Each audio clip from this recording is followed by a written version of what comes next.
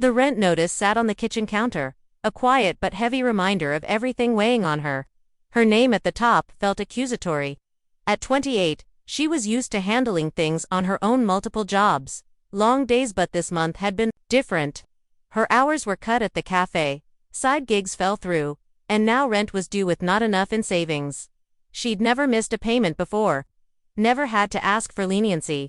But with a tight chest and trembling fingers, she typed out a message. "Mr. Rowan, I'm so sorry. I just need a few more dice and, till next week, please." His reply came faster than she expected. "Let's talk in person tomorrow."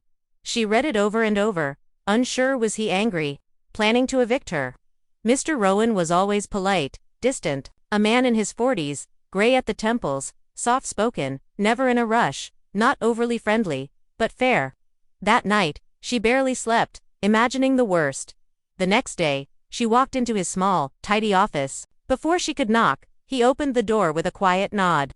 She apologized immediately, explaining everything, how she'd been trying, how she planned to catch up. She braced for judgment or cold indifference, but he simply listened. Calm, thoughtful. After a pause, he said, "I know it's tough, but you've always been reliable. I don't want to make this harder." Relief hit her like a wave. Then he added something unexpected. "I was planning to renovate this office. Kept putting it off. Maybe we can help each other. You help fix the place up, no rent for 2 months. Deal." She was stunned. "Are you serious?" He smiled. "Always." The next morning, she showed up in jeans and an old hoodie, unsure what to expect. No contracts, no lectures, just a paintbrush handed over and a quiet trust. He worked beside her, not overseeing, just present. The radio played soft jazz. They moved together in rhythm, painting, scraping, restoring. On the third day, while clearing cobwebs, she finally asked, "Why are you really letting me do this?" He didn't hesitate. "Because I see someone trying, not someone taking advantage. That matters." His honesty caught her off guard, and over time, the space between them softened. He shared pieces of his past, a hardware business, a wife he'd lost to illness, a quieter life since. She opened up to her unfinished degree, the string of restarts. It felt easy, no pressure to impress, just presence.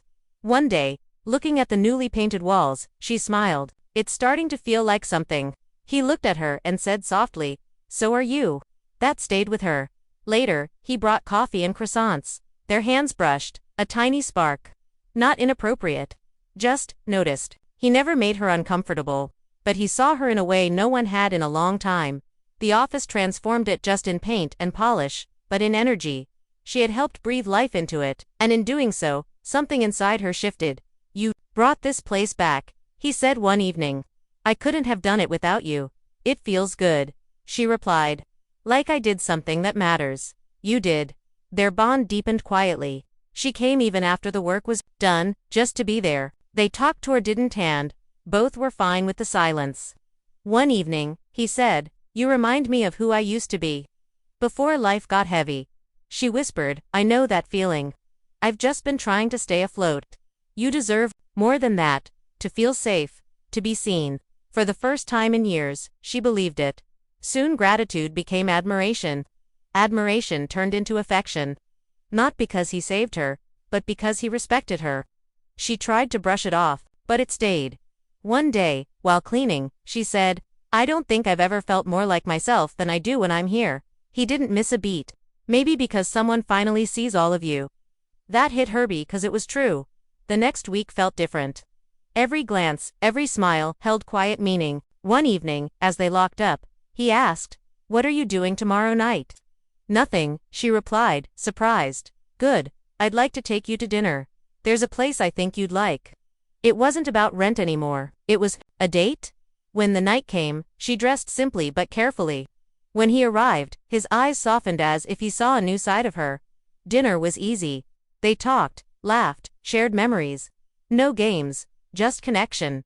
Outside her door, he hesitated. "I'm glad we did this," she said. "So am I." Then he gently took her hand. "I don't want this to be the last time." She felt it too. "Me neither," she whispered. Their kiss was soft and full of meaning. It wasn't about need. It was about timing. About two people who found each other just when they needed to. Not a rescue, not a favor, just something real. And it was only the beginning.